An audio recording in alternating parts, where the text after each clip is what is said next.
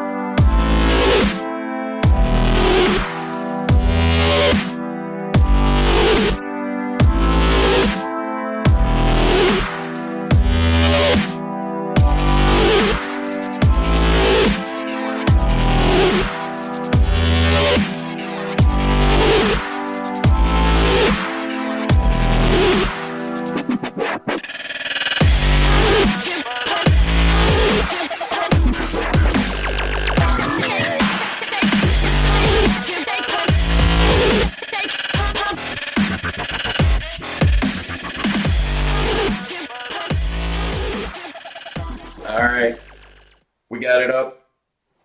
For the most part, it's pretty much all level.